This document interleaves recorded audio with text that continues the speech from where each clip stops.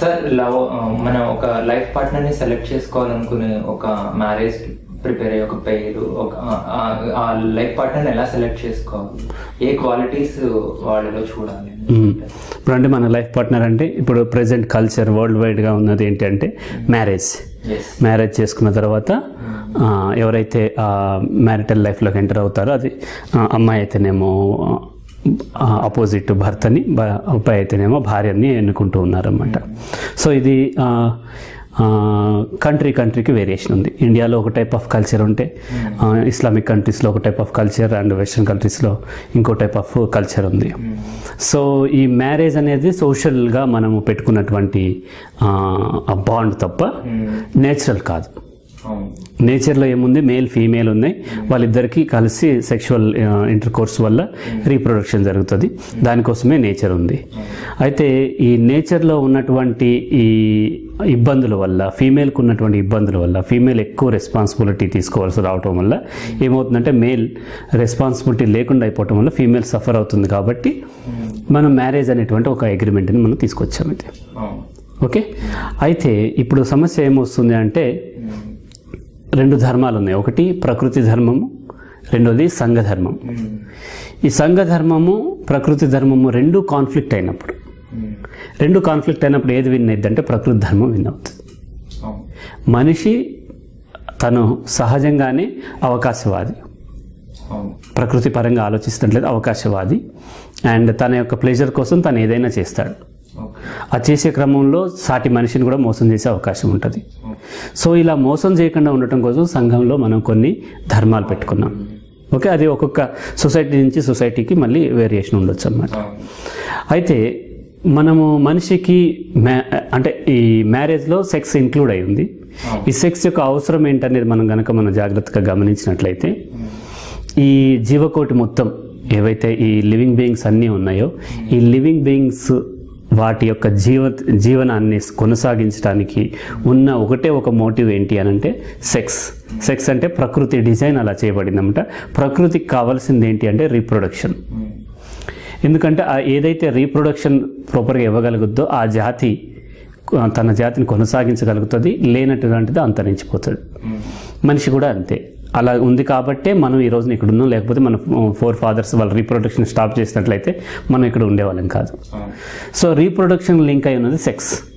అందుకని ఈ sexual ఆర్గాన్స్లో pleasure ఉంటుంది అండ్ వాటికి ఒక మెకానిజం ఉంది. ఆ మెకానిజం ప్రకారం వాటికి ఆ కోరికలు, బయలాజికల్గా కోరికలు వచ్చినప్పుడు ఇప్పుడు సెక్స్ గురించి మాట్లాడుతున్నారు కదా, సెక్స్ అనేది ఒక పెయిర్ అంటే ఒక మ్యాన్ ఉమెన్ మధ్య అట్రాక్షన్స్ తో స్టార్ట్ అవుతుంది. అవును. సో అట్రాక్షన్ అనేది దేన్ని బేస్ చేసుకుని స్టార్ట్ అవుతుంది? వాళ్ళ యొక్క ఫిజికల్ అపియరెన్స్ ని బేస్ చేసుకుని స్టార్ట్ అవుతుంది. జనరల్ గా మనం జనరలైజ్డ్ గా మాట్లాడుకుంటే ఎక్సెప్ట్ కొన్ని కేసెస్ ఎక్సెప్షన్స్ ఆల్సో మన ఎక్సెప్షన్స్ ని ఎక్స్క్లూడ్ చేసి జనరలైజ్ గా చూసినట్లయితే ఫిజికల్ అపియరెన్స్ అంటే దాంట్లో మనము బ్యూటీ అంటాం. బ్యూటీ అనే దానికంటే హెల్దీ ఇంపార్టెంట్. ఏ జీవి అయినా సరే తన యొక్క జీన్స్ ని నెక్స్ట్ జనరేషన్ పాస్ ఆన్ చేయటమే ప్రైమ్ మోటివ్. ఈ మోటివ్ లో హెల్దీ పార్ట్నర్ హెల్దీగా తనకి బిడ్డనిస్తుంది. ఆ కాన్సెప్ట్లో ఆ యొక్క మోటివ్తోని హెల్దీగా ఉన్నటువంటి పార్ట్నర్ని చూస్ చేసుకుంటారు. హెల్దీగా ఉన్న పార్ట్నర్ చూస్ చేసుకోవాలి అనేసి జనరల్ గా అంటున్నారు. అంటే చూస్ చేసుకుంటారు ఎవరైనా సరే. వీక్గా ఉన్న పార్ట్నర్, అన్హెల్దీగా ఉన్న పార్ట్నర్ కంటే హెల్దీగా ఉండేటువంటి పార్ట్నర్ని చూస్ చేసుకోవడం అనేది నేచర్లో ఉన్నటువంటి నేచురల్ థింగ్. అది నేచురల్ థింగ్. బట్ ప్రెజెంట్ అనే కాదు, జనరల్ గా మన ఓల్డ్ జనరేషన్స్ నుంచి కూడా చూసుకున్నాం. బ్యూటీ అనేది ఎలా డిఫైన్ చేస్తున్నారు అంటే బ్యూటీ వచ్చేసి మనకి దీంట్లో వచ్చింది, దీంట్లో మన మనుషుల్లో వచ్చింది. నేచర్లో మనము జంతువుల్ని, పక్షుల్ని, నెక్స్ట్ మిగతా లివింగ్ బీయింగ్స్ అన్నిటిని మనం కన్సిడర్ చేసి కనుక చూసినట్లయితే ఏ లివింగ్ బీయింగ్ అయినా సరే తన సెక్స్ కోరుకునేది టూ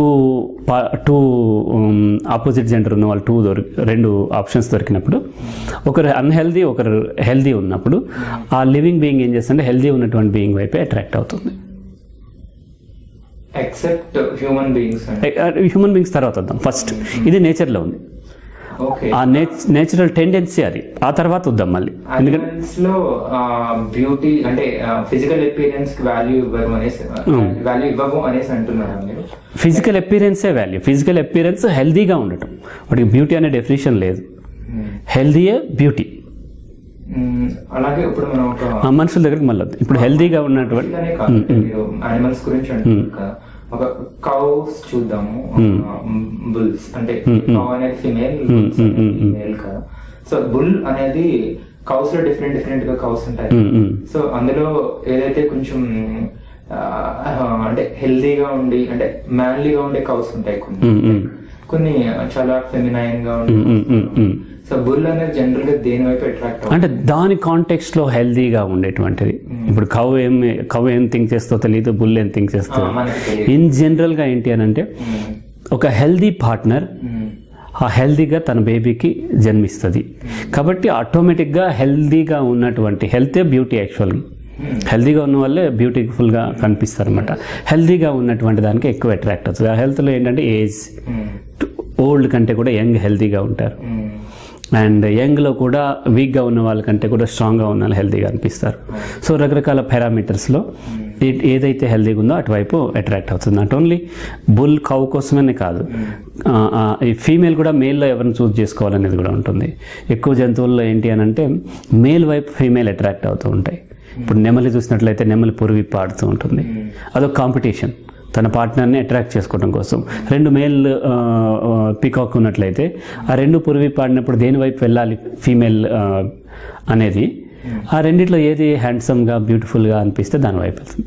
హ్యాండ్సమ్కి మంచిగా పించాలుంటాయి, హెల్తీగా ఉన్నదానికి ఎక్కువ పించాలుంటాయి, ఆటోమేటిక్గా హ్యాండ్సమ్గా బ్యూటిఫుల్గా అనిపిస్తుంది.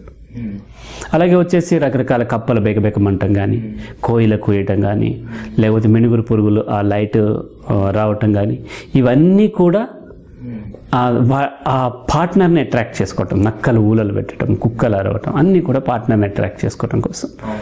సో ఈ పార్ట్నర్ని అట్రాక్ట్ చేసుకోవటంలో నేను హెల్దీ, నేను స్ట్రాంగ్, నేను ఫిట్ అనేది చెప్పి దెన్ అట్రాక్ట్ చేసుకుంటూ ఉంటాయి. ఫీమేల్ అయినా అంతే, మేల్ అయినా సరే అంతే.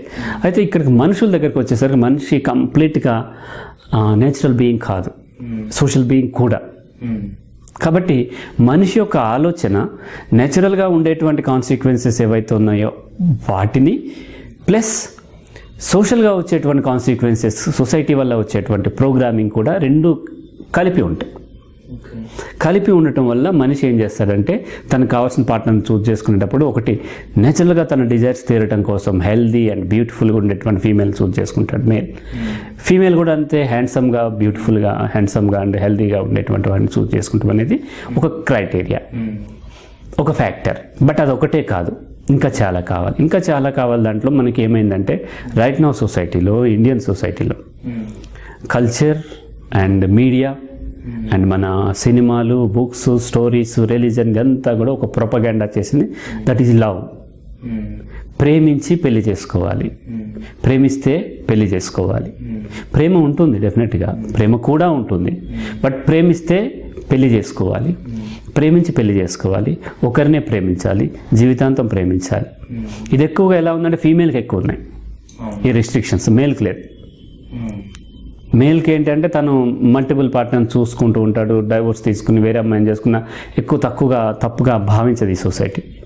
కానీ ఫీమేల్ మాత్రము తన భర్తతోనే ఉండాలి, ప్రేమించాలి, అణిగిమణిగి ఉండాలి, లౌక్యంతో కలుపుకోవాలి, ఓర్పు ఉండాలి, ఇటువంటి అన్నీ కూడా వస్తుంటాయి ఇండియన్ సొసైటీలో. అయితే ఇక్కడ లైఫ్ పార్ట్నర్ని చూస్ చేసుకునే క్రమంలోనే ఇండియన్ సొసైటీలో యంగ్ పీపుల్, టీనేజర్స్ వాళ్ళు లవ్ చేస్తూ ఉన్నారు. లవ్ అనేది కేవలం ఒక ఫీలింగ్, తన ఎమోషనల్ షేరింగ్. అది ఈ ఫీలింగ్స్, ఎమోషన్ అంటేనే మూవ్ అయిపోతూ ఉంటుంది. ఇవాళ ఉంటుంది, రేపు పోతుంది. అంటే మీరు ఒక వీడియో కూడా చేస్తారు, అంటే మనం నిజంగానే లవ్ చేస్తున్నామా లేకపోతే మనల్ని వాడు లవ్ చేస్తున్నారన్న ఆ భ్రాంతిలో ఆ భ్రమని లవ్ చేస్తున్నాం అంటే అది పూర్తిగా రెండు కూడా సైకలాజికల్. ఇక్కడ నేనేం చెప్తున్నా అంటే natural context and social context, ఈ రెండిట్లో చెప్తున్నాను. ప్రకృతి ధర్మము, సంఘ ధర్మంలోంచి కలిపి మనం ఎనలైజ్ చేస్తున్నాం. అక్కడ అవి రెండు కూడా సైకలాజికలే. లవ్ చేస్తున్నాం అనుకుని ఆమె లవ్ చేయటాన్ని నేను లవ్ చేస్తున్నాను, అదే వచ్చేస్తుంది. వచ్చేసాము. ఆ కాంటెక్స్ట్ వేరు.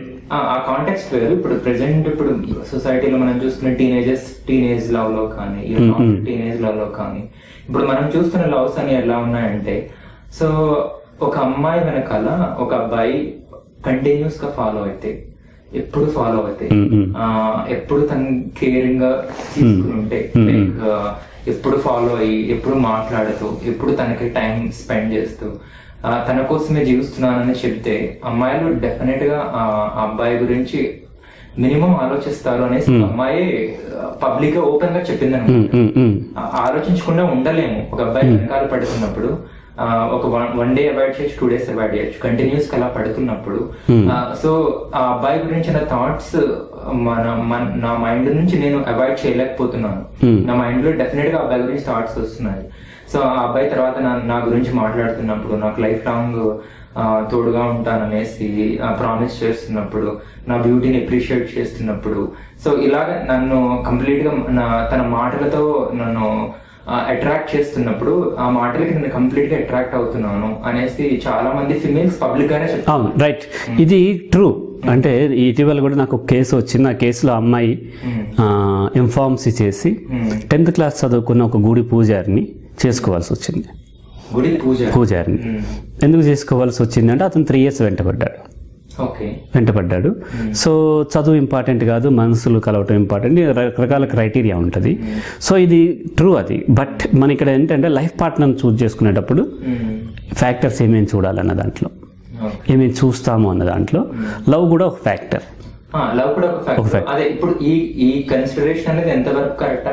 ఇప్పుడు సొసైటీలో ఏమైంది అని అంటే లవ్వే ఇంపార్టెంట్ ఫ్యాక్టర్ అని. ఇది అక్కడ కూడా హిపోక్రసీ ఉంది. పైకి లవ్ చెప్తారు కానీ ఆ ఫ్యాక్టర్స్ వేరే ఉన్నాయి మళ్ళీ చూస్ చేసుకునేటప్పుడు. Financial factors and caste, religion, ఇటువంటి చాలా మనల్ని ఇన్ఫ్లుయెన్స్ చేస్తున్నాయి. సరే, వాటికి వెళ్లే ముందు లవ్ గురించి ఆలోచించినట్లయితే లవ్ ఎంతవరకు ఇప్పుడు మనం అనుకుంటున్నాం కదా, అమ్మాయి ఇలాగా తన గురించి అబ్బాయి వెనకాల పడుతుంటే తన కోసమే టైం అంతా స్పెండ్ చేస్తున్నప్పుడు, సో ఆ అబ్బాయి గురించి ఆలోచించి సో ఇద్దరు ఒక అండర్స్టాండింగ్ వచ్చి లవ్ చేసుకోవడం అనేది మీరు ఎంతవరకు కరెక్ట్ అంటారు? అది లవ్ అనేది డిఫరెంట్ కండిషన్ డిఫరెంట్గా వస్తూ ఉంటుంది, పోతూ ఉంటుంది. నా దృష్టిలో లవ్ వేరు. అండ్ ఆ లవ్ ఎవరినైనా ఎప్పుడైనా ఎవరినైనా ప్రేమించవచ్చు. Relationship is different. అంటే ఇప్పుడు ఈ మాటలు చెప్పిన ఈ అబ్బాయి ఆ అమ్మాయితో ఎప్పుడైతే లైఫ్ లాంగ్ ఉంటానని చెప్పి, లైఫ్ లాంగ్ నీతో తోడుగా ఉంటానని చెప్పిన అబ్బాయి తర్వాత మ్యారేజ్ అయిన తర్వాత మారొచ్చు అని కూడా ఖచ్చితంగా మారిపోతాయి. మ్యారేజ్ అయిన తర్వాత చాలా మారిపోతాయి. మారిపోవడానికి చాలా కారణాలు ఉన్నాయి. ఖచ్చితంగా మారిపోతాడు. మారకపోవటం అనేది ఉండదు. ఎవరో కొన్ని కండిషన్స్ వల్ల వాటిని బ్రేక్ చేసుకోలేక మారకుండా ఉన్నట్టుగా నటిస్తారు తప్ప అబ్బాయి మారుతాడు, అమ్మాయి మారుతాడు. మార్పు అనేది సహజం.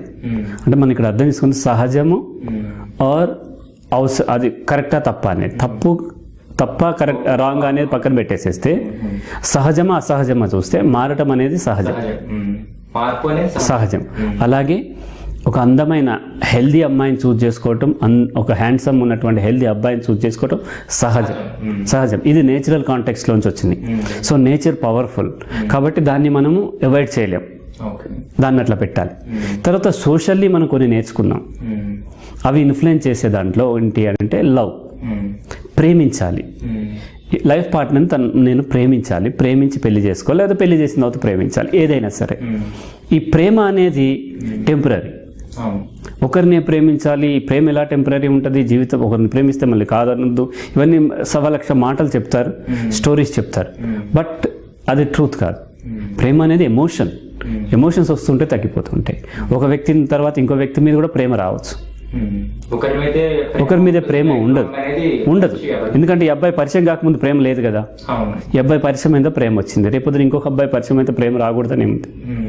కాబట్టి ఈ ప్రేమని మరీ పెద్దగా చాలా పవిత్రత ఇచ్చేసేసి అండ్ దాన్ని నిలబెట్టుకోవాలి, రొమాంటిసైజ్ చేసి దాన్ని నిలబెట్టుకుని దాన్ని సక్సెస్ సాధించాలనే క్రమంలో వెళ్ళినప్పుడు తప్పులు చేసే అవకాశం, పొరపాట్లు జరిగే అవకాశం ఉంటుంది.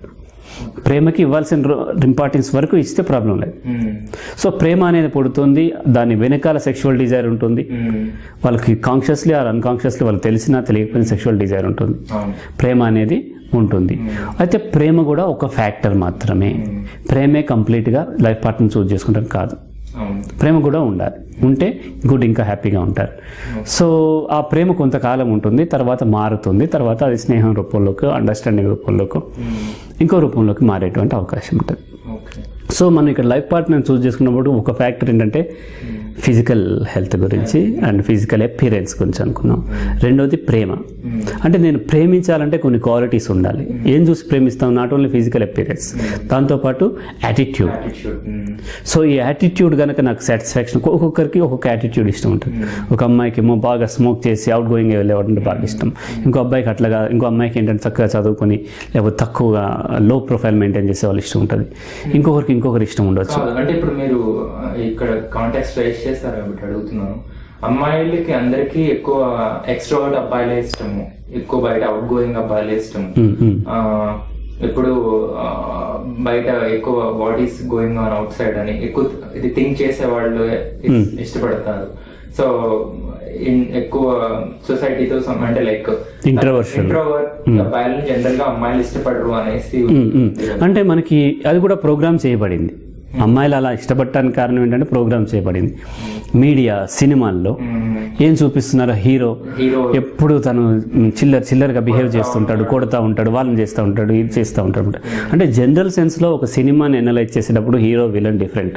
కానీ యాజ్ ఎ సైకాలజిస్ట్గా నేను ఎనలైజ్ చేసేటప్పుడు హీరో విలన్ ఇద్దరు ఒకటే. ఇద్దరు కూడా అగ్రెసివ్గా బిహేవ్ చేస్తూ ఉంటారు. ఇలా అగ్రెసివ్గా ఉండటం హీరో క్యారెక్టర్ అనుకుంటారు. అనుకుని వీళ్ళు ఏం చేస్తారంటే ఎవరు అగ్రెసివ్గా ఉంటే వాళ్ళు హీరో అనుకుని వీళ్ళు వాళ్ళ వెంట పాడి ఆ తర్వాత మోసపోయే అవకాశం. ఎందుకంటే రియల్ లైఫ్లో హీరో విలన్ ఒకలాగానే కనిపిస్తారు, సినిమాలో మాత్రమే ఆ క్యారెక్టర్ అట్లా కాబట్టి అట్లా చూపిస్తూ ఉంటారు. ఈ సినిమా ప్రభావం, మీడియా ప్రభావం, అలాగే మనకి లిటరేచర్ ప్రభావం, రిలీజియన్ ప్రభావం బలంగా ఆడపిల్లల మీద ఉంటుంది, మగపిల్లల మీద కూడా ఉంటుంది. సో ఆ ప్రభావం వల్ల ఎక్కువ ఎక్స్ట్రావర్ట్స్, అవుట్ గోయింగ్ ఇలా చూజ్ చేసుకునేటువంటి అవకాశం ఉంటుంది, చూజ్ చేసుకునే అవకాశం ఉంది. అయితే ఆ ఫ్యాక్టర్లు చూజ్ చేసుకోవాలా కాదని చెప్పట్లేదు, అవకాశం ఉందన్నమాట. సో ఇది లవ్ కూడా ఒక ఫ్యాక్టర్. లవ్ ఉంటే బెటర్. అండ్ లవ్ కంటే ముఖ్యమైనది ఏంటంటే యాటిట్యూడ్ సిమిలారిటీ ఉందా లేదా. అంటే లవ్ ఒక్కొక్కసారి ఆపోజిట్ యాటిట్యూడ్ ఉన్న వాళ్ళ మధ్య కూడా ఏర్పడుతూ ఉంటుంది, అంత తొందరగా పోతూ ఉంటుంది. అంటే ఇప్పుడు యాటిట్యూడ్ సిమిలారిటీ ఉందా లేదా అనేసి మనం చెక్ చేసుకోవాలి అంటున్నారు కదా, పెళ్లి చేసుకోబోయాక. సో సిమిలర్ యాటిట్యూడ్ ఉన్న వాళ్ళు కూడా తర్వాత మ్యారేజ్ లైఫ్ లోకి ఎంటర్ అయిన తర్వాత వాళ్ళు ఎటువంటి ప్రాబ్లం లేకుండా లైఫ్ లీడ్ చేయగలరని మీరు అనుకుంటున్నారు? అవును. సో లేదు, అట్లా లేదు, ప్రాబ్లమ్స్ తగ్గుతాయి. ఎటువంటి ప్రాబ్లం లేకుండా లైఫ్ లీడ్ చేయగలిగితే అపోజిట్ యాటిట్యూడ్ ఉన్నవాళ్ళు. ఎందుకంటే యాటిట్యూడ్ అనేది ఎక్కువ కాలం ఉంటుంది కంపేర్ టు లవ్ కొంతకాలంలో పోతుంది, విత్ ఇన్ మంత్స్లో కూడా పోయే అవకాశం ఉంటుంది. ఇంకో అబ్బాయి కనిపించగానే లవ్ మారుతుంది, కానీ యాటిట్యూడ్ అట్లా మారదు.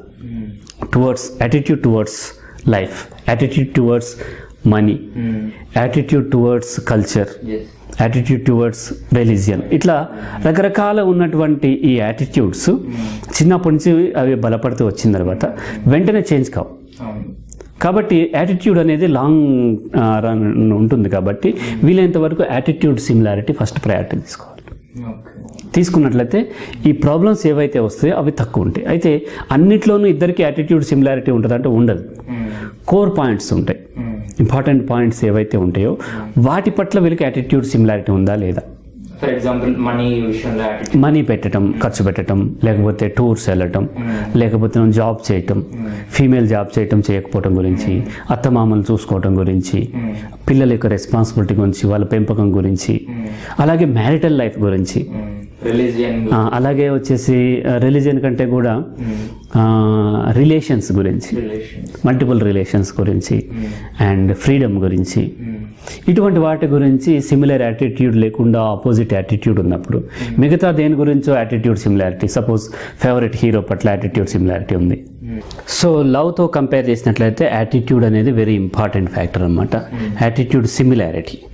ఒక అమ్మాయి ఆపోజిట్ యాటిట్యూడ్ ఉన్న అబ్బాయిని కూడా ప్రేమించవచ్చు రకరకాల కారణాల చేత. అతను ఫిజిక్స్ చూసి కానీ, ఫైనాన్షియల్ పొజిషన్ చూసి కానీ, లేకపోతే అతని యొక్క టాలెంట్ చూసి అండ్ అతని యొక్క హ్యూమర్ని చూసి, ఇంకా లేదంటే అతను ఇనిషియేట్ తీసుకోవటాన్ని బట్టి ఆ అమ్మాయి ప్రేమించే అవకాశం ఉంది. అలాగే ఈ అబ్బాయి కూడా తనకి ఆపోజిట్ యాటిట్యూడ్ ఉన్నటువంటి అమ్మాయిని కూడా ప్రేమించేటువంటి అవకాశం ఉంది. అయితే ఆపోజిట్ యాటిట్యూడ్ ఉన్న వాళ్ళని కనుక లైఫ్ పార్ట్నర్గా రేపొద్దున పెళ్లి చేసుకున్నా లేదంటే రిలేషన్లో ఉన్నా తొందరగా బ్రేక్ అయిపోయేటువంటి అవకాశాలు ఉంటాయి. ఎందుకంటే ఇక్కడ కూడా చెప్పిన కోర్ పాయింట్స్ ఇంపార్టెంట్. అంటే రిలవెన్స్ లేనటువంటి చిన్న చిన్న పాయింట్స్లో సిమిలారిటీ ఉండడం అనేది వేస్ట్. సార్ మాకు ఇంకా ఈ అవుట్ ఆఫ్ 20లో 12 సిమిలారిటీ ఉందంటే అన్ని రిలవెన్స్ లేనటువంటి కావచ్చు.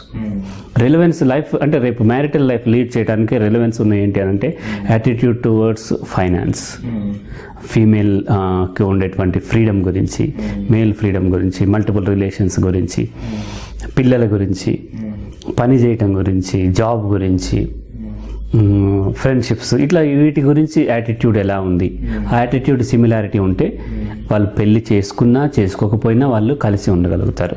చాలామంది నాకు తెలిసినటువంటి ఫ్రెండ్స్ జస్ట్ లివింగ్ రిలేషన్లో ఉన్నారు, వాళ్ళు ఎక్కడ కూడా పెళ్లి చేసుకోలేదు. కావాలంటే నెక్స్ట్ మినిట్ నుంచి వాళ్ళు సపరేట్ అవ్వచ్చు, కానీ వాళ్ళు ఎక్కడ సపరేట్ కాలేదు. అండ్ వాళ్ళు హ్యాపీగా ఆ ఫ్రెండ్షిప్తోని వాళ్ళ లైఫ్ని కంటిన్యూ చేస్తున్నారు. వాళ్ళ పిల్లలు పెద్దోళ్ళు అయ్యి మళ్ళీ వాళ్ళు కూడా చదువులకు వెళ్ళిపోయి వాళ్ళ పార్ట్నర్ని చూసుకుంటున్నారు అన్నమాట. అంటే మ్యారేజ్ అనేది అంటే లవ్ కంప్లీట్గా పర్సనల్, లవ్ ఎమోషనల్. తర్వాత రిలేషన్షిప్ అనేది ఇంటర్పర్సనల్. అది నాకు ఆ అమ్మాయికి సంబంధించింది తప్ప ఎవరికి సంబంధం లేదు, ఈ ప్రపంచంలో ఎవరికి సంబంధం లేదు. ఆ రిలేషన్షిప్ని తీసుకొచ్చి సెక్స్ కింద ఎప్పుడైతే బయలాజికల్ రిలేషన్గా మనం మొదలు పెడుతున్నామో అప్పుడు కొన్ని కాంప్లికేషన్స్ ఉంటాయి. కాబట్టి ఫీమేల్కి వరుసగా కొన్ని నెగిటివ్ కాన్సిక్వెన్సెస్ ఉంటాయి, బయలాజికల్లీ అండ్ సైకలాజికల్లీ ఫైనాన్షియల్ ఉంటాయి. కాబట్టి వీళ్ళిద్దరి మధ్య మ్యారేజ్ ఆర్ రిలేషన్షిప్లో ఒక కమిట్మెంట్ అవసరం పడింది. ఈ కమిట్మెంట్ ఇచ్చేటప్పుడు కేవలం పెళ్ళిని మాత్రమే పెళ్లి చేసేసే కమిట్మెంట్ అంటున్నారు. ఈ పెళ్ళి అనేది జస్ట్ చిన్నపిల్లలు పెట్టుకునేటువంటి ఉత్తుత్తి ఒట్టు లాంటిది. ఆ అమ్మాయిలు ఇద్దరు పక్కన కూర్చొని నువ్వు నన్ను వదిలిపెట్టొద్దు, మన ఇద్దరం ఫ్రెండ్స్, నువ్వు వెళ్ళిపోతే ఒట్టే అంటది కదా. కానీ 2 రోజుల తర్వాత నచ్చకపోతే వెళ్ళిపోతుంది.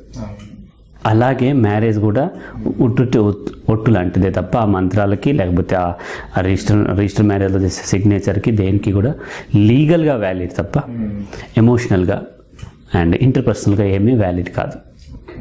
అయితే ఈ తర్వాత ఇంకా ఫ్యాక్టర్స్ ఏంటి అని అంటే ఫైనాన్షియల్ సిమిలారిటీ కూడా చాలా అవసరం. అంటే ఒక్కొక్కసారి చాలామంది ఏం చేస్తారంటే మన సినిమాల్లో చూసి highly rich girl very poor బాయ్ని, హైలీ రిచ్ బాయ్ పూర్ గర్ల్ని చేసుకుంటూ ఉంటారు.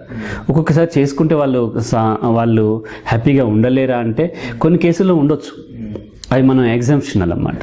ఇన్ జనరల్ ఎక్కడైతే ఉందో అవి మాత్రము ఫెయిల్ అయ్యే అవకాశాలు ఎక్కువ ఉంటాయి, ఎందుకంటే కల్చర్ డిఫరెన్స్ వస్తుంది. సో ఇక్కడ culture similarity is very important. Attitude similarity తర్వాత కల్చర్ సిమిలారిటీ. ఆ కల్చర్ ఫైనాన్షియల్ కల్చర్ కావచ్చు, లేదంటే అదర్ కల్చర్స్ కావచ్చు. ఎందుకంటే మన మనస్సు మీద కల్చర్ యొక్క ఇన్ఫ్లుయెన్స్ చాలా బలంగా ఉంటుంది, రాజ్యాంగం కంటే బలంగా ఉంటుంది, సమ్టైమ్స్ నేచర్ కంటే కూడా బలంగా ఉంటుంది. నేచర్ పర్మిట్ చేసినా కల్చర్ పర్మిట్ చేయకపోతే మనం యాక్సెప్ట్ చేయలేం. అంటే ఫర్ ఎగ్జాంపుల్ ఇప్పుడు ఒక రిచ్ ఫ్యామిలీలో పెరిగిన అమ్మాయి ఎక్కువ టూర్స్ కి వెళ్ళడానికి ఇష్టపడడం కానీ మూవీస్ ని ఫ్రీక్వెంట్ గా అంటే ఎక్స్పెన్సివ్ గా లైఫ్ లీడ్ చేయడానికి అది యాటిట్యూడ్ లైఫ్ టువర్డ్స్ యాటిట్యూడ్ అంటే యాటిట్యూడ్ టువర్డ్స్ లైఫ్. దానికి ఫైనాన్షియల్ సపోర్ట్ కావాలి. అంటే ఫస్ట్ ఇప్పుడు మన కల్చర్ చూసినట్లయితే నేచురల్ వేరు, కల్చరల్ వేరు, లీగల్ వేరు, సోషల్ వేరు. ఓకే, వీటి మధ్య కన్ఫ్యూజ్ అవ్వకూడదు. ఒక అబ్బాయి తన సొంత చెల్లినే పెళ్లి చేసుకుందాం అనుకుందాం, ఆ అమ్మాయి కూడా చేసుకుందాం అనుకున్నాను. నేచర్ ఏమో అబ్జెక్ట్ చేయదు. రీప్రొడక్షన్లో ఏమో ఉంటాయి అనేది మన సైన్స్లో సైంటిఫిక్ కనిపెట్టిందో ఉంటుందా లేదా పక్కన పెట్టేసి, నేచర్ ఏమీ వద్దు కుదరదని అనదు, లా ఏమీ అబ్జెక్ట్ చేయదు. సిబ్లింగ్స్ మధ్య మ్యారేజ్ కూడా ఎక్కడ లా నిషేధించలేదు. అండ్ బట్ కల్చర్ మన కాన్షియస్నెస్ యాక్సెప్ట్ చేయదు, బికాస్ కల్చర్లో అది ఉంది కదా. అలాగే మనకి హిందూ ఫ్యామిలీస్లో మేనత్త కూతురుని పెళ్లి చేసుకుంటారు, చిన్న కూతురు పిన్ని కూతురుని మనము చాలా సిస్టర్ లాగా భావించి వాళ్ళని మనం ఆ దృష్టితో చూడలేము. బట్ అదర్ రిలీజియన్లో దీనికి ఆపోజిట్ ఉంది. అంటే ఈ కల్చర్ యొక్క ప్రభావము చట్టం కంటే బలంగా ఉంటుంది. మనం చూసినట్లయితే జల్లికట్టు, మనకి వెస్ట్ గోదావరి డిస్టిక్లో చూసినట్టు కోడి పందాలు, ఇవన్నీ కల్చర్లో పార్ట్గా వచ్చినాయి. అలాగే గంజాయి తాగటం, ఇలా రకరకాలన్నమాట. లా దాన్ని బ్యాన్ చేసినా సరే కల్చర్ యొక్క ఇన్ఫ్లుయెన్స్ బలంగా ఉండటం వల్ల ప్రజలు దాని నుంచి సపరేట్ అవ్వలేకపోతుంటారు. కాబట్టి కల్చర్ యొక్క ఇన్ఫ్లుయెన్స్ ఉంటుంది కాబట్టి కల్చర్ని మనము అబ్జర్వ్ చేయాలి. సిమిలర్ కల్చర్ ఉందా లేదా, అపోజిట్ కల్చర్ ఉన్నట్లయితే ఇబ్బంది అవుతుంది. ఒక ఇండియన్ హిందూ ఫ్యామిలీస్లో మెయిన్ ఏంటి అంటే డిఫరెంట్ కల్చర్స్ ఉంటాయి. ఒకరు వైష్ణవులు ఉంటారు, ఇంకొకరు ఏమో శైవ ఈ ఆరాధనలు చేస్తూ ఉంటారు, ఇంకొకరు క్యాస్ట్ని బట్టి ఆరాధనలు వేరే ఉంటాయి. అంటే ఎక్కువ రిలీజియన్కి ఎక్కువ ఇంపార్టెన్స్ ఇవ్వటం వల్ల వీళ్ళందరూ ఎక్కడ కొట్టుకుంటారు. రిలీజియన్ కూడా కన్సిడర్ చేయాలంట. డెఫినెట్గా రిలీజియన్ కూడా కన్సిడర్ చేయాలి, ఒక ఫ్యాక్టర్. అంటే రిలీజియన్ ఒకే రిలీజియన్లో చేసుకోవాలని నేను అనట్లే. సైంటిఫిక్గా నేచురల్గా డిఫరెంట్ రిలీజియన్లో పెళ్లి చేసుకుంటే అంటే హెల్దీ చైల్డ్ వస్తారు. నేను ఏ కాంటెక్స్లో చెప్తున్నాను, మ్యారిటల్ లైఫ్ ఎక్కువ హ్యాపీగా ఉండటానికి ఫస్ట్ ప్రయారిటీ నేచురల్గా ఉండేటువంటి desire, that is healthy partner. Second priority attitude similarity ఉన్న తర్వాత ఇవి అన్నమాట. యాటిట్యూడ్ సిమిలారిటీ కంటే కల్చర్ ఎక్కువ ఇన్ఫ్లుయెన్స్ చేయదు. నెక్స్ట్ కల్చర్ సిమిలారిటీకి ఉండాలి. కల్చర్ సిమిలారిటీకి కూడా ఆపోజిట్, అంటే ఇందులో ఒకటి పాజిటివ్ ఒకటి నెగిటివ్ ఉన్నప్పుడు ఏది బలంగా ఇన్ఫ్లుయెన్స్ చేస్తుంది, ఏది బలహీనంగా ఉంటుందని చెప్తున్నాను. లవ్ అనేది చాలా బలహీనమైంది. సపోజ్ మన స్టేట్ లో తీసుకుంటే ఈస్ట్ గోదావరి అమ్మాయిని చేసుకోవడానికి ఇష్టపడుతూ ఉంటాడు. Culture similarity. కర్నూలు అమ్మాయిని చేసుకోవడానికి ఇష్టపడాడు, లైక్ బికాస్ ఆఫ్ అక్కడ కొంచెం డిఫరెంట్ కల్చర్ ఉంటుంది, కొంచెం ర్యాష్ గా బిహేవ్ చేస్తారు అని అనుకుంటూ ఉంటారు. అంటే మనం ఇక్కడ ఈస్ట్ గోదావరిలో చూసుకుంటే ప్రతి ఒక్కరికి గాలు తగిలిస్తాం, అంటే రెస్పెక్ట్ అనేది అక్కడ కంటిన్యూ అవుతుంది కల్చర్ ద్వారా. సో ఇక్కడ రెస్పెక్ట్ అంటే ఇక్కడ ఒక కల్చర్ వేరు, ఆ కల్చర్ వేరు. అంటే నేను అనేది ఏంటంటే culture similarity is also important, but attitude similarity కంటే ఇంపార్టెంట్ కాదు. కల్చర్ సిమిలారిటీ ఉందని ఆపోజిట్ యాటిట్యూడ్ వాళ్ళని పెళ్లి చేసుకుంటే వాళ్ళిద్దరి మధ్య మ్యారిటల్ లైఫ్ స్మూత్ గా వెళ్ళడం కష్టం అవుతుంది. First preference health, second preference attitude similarity, okay, తర్వాత కల్చర్ సిమిలారిటీ. అంతేగా అక్కడ డీప్గా వెళ్తే సైకాలజీ పాయింట్ ఆఫ్ వ్యూలో చూస్తే పర్సనాలిటీస్ కూడా, కొన్ని పర్సనాలిటీస్ కాన్ఫ్లిక్ట్ వస్తూ ఉంటుంది. ఆ పర్సనాలిటీస్ కూడా ఇవి కలుస్తాయా లేవా అని చూసుకోవడం కూడా బెటర్. కాకపోతే ఏంటంటే ఇవి అందరికీ సాధ్యపడదు కాబట్టి ఇన్ జనరల్ సెన్స్లో ఆర్డర్ వైజ్ చూసుకున్నట్లయితే ఫస్ట్ నేచురల్గా వచ్చే వాటిని మనం కన్సిడర్ చేయాల్సి ఉంటుంది. దాంట్లో నేచురల్గా ఒక హెల్దీ పార్ట్నర్ని చూజ్ చేసుకోవటం మేల్ ఫీమేల్ ఇద్దరు కూడా చేస్తారు, అది ఫస్ట్ ప్రయారిటీ. మనకి ఇష్టం ఉన్నా లేకపోయినా మనం ఎన్నో నీతులు చెప్పొచ్చు, అభ్యుదయ భావంతో సంబంధించినవి చెప్పొచ్చు, బట్ తెలియకుండా మనలో అది ఉంటుంది. దాని తర్వాత వచ్చేసేసి యాటిట్యూడ్ సిమిలారిటీ అనేది పెద్ద రోల్ ప్లే చేస్తుంది. కాబట్టి యాటిట్యూడ్ సిమిలారిటీకి సెకండ్ ప్రయారిటీ ఇవ్వాలి. Third priority culture similarity. Culture similarity ఉంది కదా అని అపోజిట్ యాటిట్యూడ్ ఉన్న వాళ్ళని పెళ్లి చేసినట్లయితే తొందరగా బ్రేక్ అయిపోయే అవకాశాలు ఉంటుంది. ఇటీవల నేను చూసినటువంటి ఒక తూర్పు ఆ border, east and west Godavari బార్డర్లో ఉన్నటువంటి ఊరి నుంచి వచ్చిన వాళ్ళు కల్చర్ సిమిలారిటీ ఉంది, బట్ యాటిట్యూడ్ సిమిలారిటీ లేదు, కంప్లీట్ ఆపోజిట్ యాటిట్యూడ్స్ ఉన్నాయి. తర్వాత వాళ్ళకి పర్సనాలిటీ కూడా డిఫరెంట్, అపోజిట్ పర్సనాలిటీస్ ఉన్నాయి. ఇది సైకాలజిస్టులకు అర్థమైంది. ఇవాళ రేపు ప్రీ మ్యారిటల్ కౌన్సిలింగ్ అనేది లేదు. ప్రతి ఒక్కళ్ళు వెళ్ళి నక్షత్రాలు చూస్తున్నారు తప్ప సైకాలజిస్ట్ని కన్సల్ట్ చేసే వాళ్ళు ఎవరు లేరు కాబట్టి ఇది మనము చెప్పలేము. సో పర్సనాలిటీస్ కూడా, కొన్ని పర్సనాలిటీస్లో కాన్ఫ్లిక్ట్ వచ్చే అవకాశాలు ఎక్కువ ఉంటాయి, కొన్ని పర్సనాలిటీలో కాన్ఫ్లిక్ట్స్ రావన్నమాట. సో పెళ్లి చేసుకోబోయే ఒక పెయిర్ సైకాలజిస్ట్ కన్సల్ట్ చేయడం చాలా బెటర్. అంటే మన వెస్టర్న్ కంట్రీస్లో ప్రీ మ్యారిటల్ కౌన్సిలింగ్ ఉంటుంది, అండ్ అసలు వీళ్ళకి సెట్ అవుద్దా లేదా అండ్ వీళ్ళని ప్రిపేర్ చేయటం. మ్యారేజ్ అంటే ఇట్లా ఉంటుంది, డిఫరెంట్ కల్చర్స్ ఉంటాయి, ఇవన్నీ ప్రిపేర్ చేయటం ఇదంతా కూడా జరుగుతూ ఉంటుంది. మనకి ఇంకా అంత మన సొసైటీ అంతా డెవలప్ అవ్వలేదు. ఇకపోతే ఈ కల్చర్ సిమిలారిటీ తర్వాత ఫైనాన్షియల్ మ్యాటర్స్లో కూడా కొంతవరకు, అంటే ఇవి కనుక సిమిలారిటీ ఉన్నట్లయితే attitude similarity and cultural similarity ఉన్నట్లయితే ఫైనాన్షియల్ యొక్క రోల్ తగ్గుతుంది. ఫైనాన్షియల్ కొంచెం మనం హ్యాండిల్ చేసుకోవాలి. అలాగే కంప్లీట్గా అపోజిట్ ఫైనాన్షియల్ కండిషన్ ఉన్నప్పుడు, అంటే మనకు తెలియకుండా ఏమైందంటే ఇండియాలో కొన్ని వేల సంవత్సరాల నుంచి కొన్ని కులాలేమో అగ్ర కులాలుగా, కొన్ని కులాలేమో నిమ్న కులాలుగా చలామణి అవటం వల్ల దోపిడీ జరిగింది. మనం చేయకపోవచ్చు, మన ఫోర్ ఫాదర్స్ దగ్గర దోపిడీ జరిగింది, మన ఫోర్ ఫాదర్స్ కొంతమంది దోపిడీకి గురయ్యారు. కాబట్టి ఆటోమేటిక్గా ఫైనాన్షియల్ డిఫరెన్స్ వచ్చేసరికి కల్చరల్ డిఫరెన్స్ కూడా వచ్చేస్తుంది. కాబట్టి వీలైనంత వరకు ఫైనాన్షియల్ ఈక్వాలిటీ చూసుకోవటం మంచిది. లేదంటే దాని పట్ల ఒక అభ్యుదయమైనటువంటి భావాలు ఉన్నట్లయితే వాళ్ళిద్దరూ ఫైనాన్షియల్గా డిఫరెన్స్ ఉన్నా సరే వాళ్ళు పెళ్లి చేసుకుని హ్యాపీగా ఉండగలుగుతారు అనమాట. సో ఈ ఫ్యాక్టర్స్ని మెయిన్గా మనం కన్సిడర్ చేయాలి. సో ఈ ఫ్యాక్టర్స్ కన్సిడర్ చేయాలి అంటున్నారు. అంటే ఈ ఫ్యాక్టర్స్ మనం తెలుసుకునే అవకాశం ఎప్పుడు ఉంటుందంటే ఒక అమ్మాయి అబ్బాయి లవ్ లో ఉన్నప్పుడు కానీ సంథింగ్ వాళ్ళకి ఒక ఇంటిమెసీ దొరికినప్పుడు, ఒక లవ్ మ్యారేజ్ వాళ్ళు చేసుకోవడానికి సిద్ధపడినప్పుడు ఇది కన్సిడర్ చేయడానికి వాళ్ళకి ఛాన్స్ దొరుకుతుంది, ఏదైనా అమ్మాయి కానీ అబ్బాయి. సో ఇవేమీ లేకుండా మన కల్చర్ లో ఇంకొక మ్యారేజ్, అరేంజ్డ్ మ్యారేజ్ అనేది లైక్ అమ్మాయికి అబ్బాయికి అసలు ఇంతకు ముందు ముఖ పరిచయం కూడా ఉండదు. సో సడన్ గా తీసుకువచ్చి కూర్చోబెట్టి చేపిస్తారు మ్యారేజ్. సో వాళ్ళు ఎలాంటి ఈ జాగ్రత్తలు తీసుకోవాలి మ్యారేజ్ లైఫ్ లో ఎంటర్ అయ్యే ముందు? సో నువ్వు చెప్పింది కరెక్ట్. మనకి ఇండియాలో వచ్చేసరికి love marriage and arranged marriage ఉంది.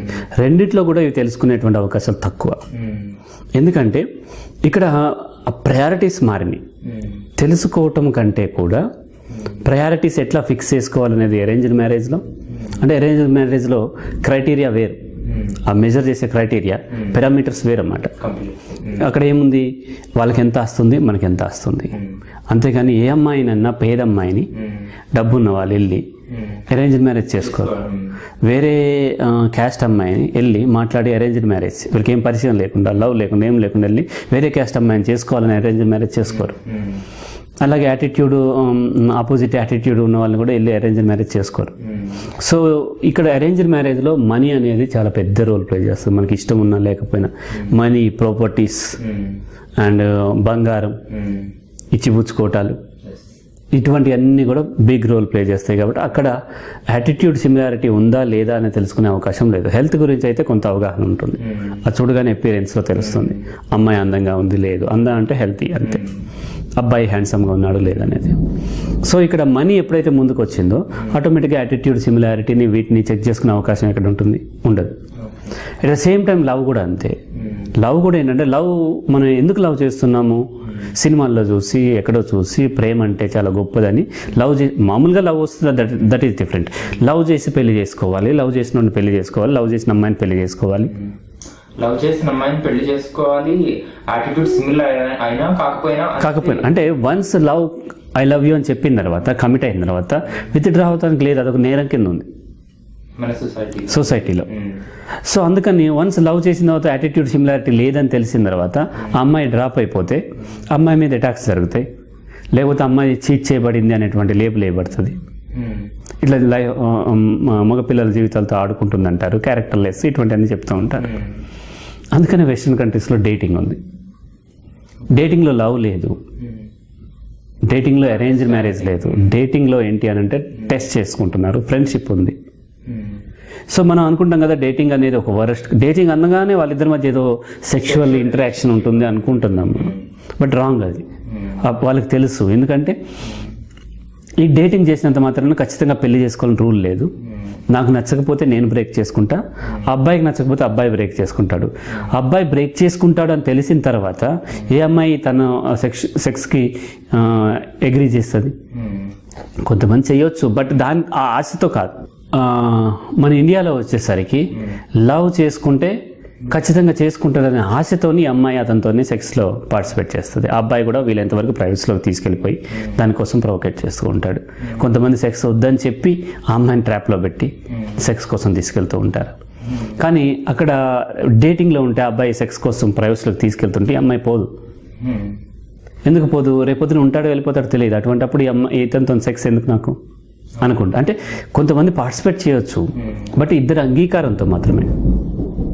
డేటింగ్లో ఆ అబ్బాయితో ఎప్పుడన్నా సెక్స్లో పార్టిసిపేట్ చేసిన అమ్మాయి ఇతను నన్ను పెళ్లి చేసుకుంటాడేమో అని ఆశతో తనకి ఇష్టమే చేస్తుంది. తన కేర్ తను తీసుకుంటుంది, ఆ కాన్సిక్వెన్సెస్ రెడీ అయితే చేస్తుంది. బట్ ఇక్కడ ఆడపిల్లలు ఆ అబ్బాయి నన్ను పెళ్లి చేసుకుంటాడని ఆశతో సెక్స్లో పార్టిసిపేట్ చేసి తర్వాత ఆ అబ్బాయి వెళ్ళిపోగానే వీళ్ళు సఫర్ అవుతున్నారు. అలాగే ఈ మగపిల్లలు కూడా ఆ అమ్మాయి పెళ్లి చేసుకుంటుంది, లేకపోతే అమ్మాయి కంటిన్యూ చేస్తుందని ఏం చేస్తారంటే, సో వీళ్ళు ఏం చేస్తున్నారు, ఇప్పుడు ప్రెజెంట్ ఆ అమ్మాయి హాస్టల్లో ఉంటుంది, హాస్టల్లో బ్రేక్ఫాస్ట్ చేసావా అంటే లేదు అయిపోయింది అంటది. అందుకని ఇతను స్విగ్గీలోనే ఇంకెక్కడ బుక్ చేయాలి, లేకపోతే నాకు తినాలనిపించట్లేదు అది బాగోలేదు అంటది, అందుకని బుక్ చేయాలి, అండ్ క్యాబ్ బుక్ చేయాలి, ఇట్లా అన్నీ బుక్ చేస్తూ ఉంటారు. ఇలా అంతా ఎందుకు? ఒక ఆశ, ఆ అమ్మాయి నాతో సెక్స్కి ప్రొవైడ్ చేస్తుంది, లేదంటే పెళ్లి చేసుకుంటుంది అనే ఆశతో. ఈ ఆశతో చేయటం వల్ల మోసపోయే అవకాశాలు ఉంటాయి. అంటే ఇక్కడ ఏమవుతుందంటే లవ్ అనే దాన్ని మోసం చేయడానికి, డిజైర్స్ తీసుకుంటానికి, కోరికలు తీర్చుకుంటానికి, పనులు నడిపించుకుంటానికి ఒక మాస్క్గా యూజ్ చేస్తున్నారు. ఇది ప్యాషనేట్ లవ్ అనమాట. ఈ లవ్ చేస్తున్నంతసేపు అబ్బాయి యొక్క యాటిట్యూడ్ తెలిసే అవకాశం లేదు. ఎందుకంటే అబ్బాయి తను మ్యానిపులేట్ చేస్తుంటాడు. అమ్మాయి యొక్క యాటిట్యూడ్ తెలుసుకునే అవకాశమే లేదు. ఎందుకంటే అమ్మాయి కూడా మ్యానిపులేట్ చేస్తుంది. ఫ్రీగా వీళ్ళు ఎంతసేపు ఏం కబుర్లు చెప్పుకుంటారు, రొమాంటిక్ కబుర్లు, వాళ్ళ గురించి వీళ్ళ గురించి గాసిప్స్ చెప్తారు తప్ప ఒక కాన్సెప్ట్ గురించి నీ ఒపీనియన్ ఏంటి, నా ఒపీనియన్ ఏంటి అనేది షేర్ చేసుకునేది ఉండదు. అలా డిస్కస్ చేయనంతసేపు ఒకరి గురించి ఒకరికి అవగాహన వచ్చే అవకాశమే ఉండదు. మెజారిటీ ఆఫ్ లవ్స్ మనం చూసుకుంటే సినిమా హీరోల గురించి, హీరోయిన్ల గురించి, లేకపోతే ఆ అమ్మాయి ఏం చేసింది, వీళ్ళిద్దరికి రిలేషన్ ఉంది, ఇటువంటివి ఏం మాట్లాడతారు తప్ప ఏదన్నా ఒక కాన్సెప్ట్ గురించి, ఫైనాన్షియల్ మ్యాటర్స్ ఎలా చేయాలి ఏంటో కోరికలు చెప్తారు. నాకేమో ఇలా ఉండాలని ఉంది, కోరికలు వేరు. డిస్కస్ చేసి ఇది ఉంటే దీని కాంప్లికేషన్స్ ఏమిటి, ఒపీనియన్స్ ఏంటి అండ్ వాటి గురించి డిస్కస్ చేసే అవకాశాలే ఉండవు. నాకు తెలిసి ఒక క్లయింట్ తన అక్క పెళ్లి సంబంధానికి వెళ్ళినప్పుడు అక్క మామగారు, కాబోయే మామగారు ఈ అబ్బాయితోని దాదాపు 40 minutes మాట్లాడాడు. 40 minutes కూడా అతను ఏం మాట్లాడాడంటే, ఈ అమ్మాయి CA ఫైనల్స్ అవుతుంది, CA చదివితే ఏమొస్తుంది, ఎంత వస్తుంది, ఎటువంటి శాలరీస్ వస్తాయి, ఎటువంటి జాబ్స్ వస్తాయి, అంటే అన్ని 40 minutes ఈ ఫైనాన్షియల్ మ్యాటర్సే మాట్లాడారు తప్ప ఆ అమ్మాయి యాటిట్యూడ్ ఏంటి అని తెలుసుకునే ప్రయత్నం చేయలేదు. ఓకే, ఇలా యాటిట్యూడ్ తెలుసుకునే ప్రయత్నం చేయకుండా ఎంతసేపు శాలరీలు ఎంత వస్తున్నాయో చెక్ చేసుకుంటారు. ఆస్తుల యొక్క పేపర్లు ఒరిజినల్ కాదా చూసుకుంటూ ఉంటారు, చెక్ చేసుకుంటూ ఉంటారు. అక్కడికి వెళ్ళి ఆఫీస్లోకి వెళ్ళి ఎంక్వైరీ చేస్తారు. ఇటువంటివి చేస్తున్నారు తప్ప ఆ అమ్మాయితో మాట్లాడటం, ఆ అబ్బాయితో మాట్లాడటం వల్ల యాటిట్యూడ్ తెలుస్తుంది. ఎంతమంది ఫ్యామిలీలు అబ్బాయికి HIV ఉందేమో అని చెక్ చేసుకుంటానికి ముందుకు వస్తున్నారు. దట్ ఈస్ వెరీ ఇంపార్టెంట్ కదా. హెల్త్ చెక్ అపీరెంట్లో చూస్తున్నారు, బట్ బ్లడ్ టెస్ట్కి వెళ్తే ఎంతమంది నిలబడతారు, ఎంతమంది ఒప్పుకుంటున్నారు. అంటే మన కల్చర్ అంత బ్యాడ్గా మనల్ని ఇన్ఫ్లుయెన్స్ చేస్తుంది. లేనప్పుడు ఎందుకు టెస్ట్ చేసుకుంటే మేము, సో నేను టెస్ట్ చేసుకుంటా, నువ్వు కూడా టెస్ట్ చేసుకుంటా, అంటే బ్లడ్ టెస్ట్ అనేది ఎంత ఇంపార్టెంట్ అది, కానీ దాన్ని మనం నెగ్లెక్ట్ చేస్తున్నాం. యాటిట్యూడ్ చెక్ చేస్తున్నాం. బ్లడ్ గ్రూప్ కూడా సిమిలర్ గా ఉంటాయి, అవి సైంటిఫిక్ గా కొన్ని ఉంటాయి, వాటి పట్ల నాకు అంత ఎక్కువ అవగాహన లేదు. సేమ్ బ్లడ్ గ్రూప్ ఉన్న వాళ్ళు కూడా పెళ్లి చేసుకుని చేస్తాం. కొన్ని బ్లడ్ గ్రూప్స్ కొద్దిగా ఇబ్బంది అవుతూ ఉంటుంది, అది నాకు అక్కడ ఎక్కువ అవగాహన లేదు. కానీ HIV ఉన్నట్లయితే ఎంత సఫర్ అవుతారు. సో బ్లడ్ టెస్ట్ చేసుకోవటం, యాటిట్యూడ్ సిమిలారిటీ ఉందో లేదో చెక్ చేసుకోవటం, ఇటువంటి వాటికి అసలు మినిమం అసలు ఇంపార్టెన్స్ ఇవ్వకుండా, ఇంపార్టెన్స్ దేనికి, అతను చెప్పినటువంటి ఆస్తులు ఉన్నాయా లేదా, నిజమా కాదా, నిజంగా అతనికి జాబ్ అంత ఉందా, అంత ప్యాకేజ్ వస్తుందా లేదా, అంటే ఫైనాన్షియల్ మ్యాటర్స్ అన్నిటికంటే పెద్దదైపోయింది. ఈవెన్ లవ్ మ్యారేజ్లో కూడా మనం పైకి ఎన్నో చెప్పొచ్చు, ఈ అమ్మాయి ఎవరిని పడితే వాళ్ళని లవ్ చేయదు, ఈ అబ్బాయి ఎవరిని పడితే వాళ్ళు కాదు, ఆ ఈక్వల్ స్టేటస్ ఉండాలి. మనం చూసినట్లు సినిమా స్టార్స్ చాలామంది ఇంటర్కాస్ట్ మ్యారేజ్లు చేసుకుంటుంటారు. అవన్నీ నిజంగా అభ్యుదయ భావంతో చేసుకున్నాయా కాదు, ఫైనాన్షియల్ స్టేటస్ సిమిలారిటీ ఉండబట్టి చేసుకున్నారు. సో సార్, ఇప్పుడు మనము ఈ అరేంజ్ మ్యారేజెస్ చూసుకుంటే, సో యాటిట్యూడ్ సిమిలారిటీ తెలుసుకునే అవకాశమే లేదు అన్లెస్ వాళ్ళు ఒక సైకాలజిస్ట్ దగ్గరికి వెళ్ళి ప్రీ మ్యారిటల్ కౌన్సిలింగ్ తీసుకుంటే తప్పించి. అంటే పర్సనాలిటీస్కి అయితే సైకాలజిస్ట్ అవసరం ఉంటుంది. Attitude similarity easy. నిజంగా వాళ్ళిద్దరు కూర్చొని మాట్లాడుకున్నట్లయితే కొంత ఫేక్ ఉండొచ్చు, బట్ కొంత మాట్లాడుకుని కొన్ని షేర్ చేసుకున్నట్లయితే, కొన్ని రోజులు మాట్లాడుకుంటూ ఉన్నట్లయితే డెఫినెట్గా యాటిట్యూడ్ సిమిలారిటీ ఉంది లేదు తెలిసిపోతుంది. పర్సనాలిటీ టెస్ట్ యాటిట్యూడ్ తెలియదు, పర్సనాలిటీ తెలుస్తుంది. యాటిట్యూడ్ కూడా టెస్ట్ ఉంటుంది, బట్ సైకలాజికల్ టెస్ట్లు ఏవి కూడా అబ్సల్యూట్ కాదు. సో అవి అంటే టైం టు టైం మారిపోయే అవకాశాలు ఉంటాయి కాబట్టి. అండ్ ఎక్కువ ఏంటంటే టెస్ట్ అంటే ఏంటి, మాట్లాడటమే కదా, మాటల ద్వారా తెలుసుకునేదే కదా. కొంత ప్రీ మ్యారిటల్ కౌన్సిలింగ్ తీసుకుంటే ఎంతవరకు ఉందనేది తెలుస్తుంది. ఇంకో ఇంపార్టెంట్ ఏంటి అని అంటే, ఇన్ని చేసినా సరే సహజంగా ఏ ఇద్దరు కలిసి ఉన్నా కొన్ని రోజుల తర్వాత విడిపోవటానికే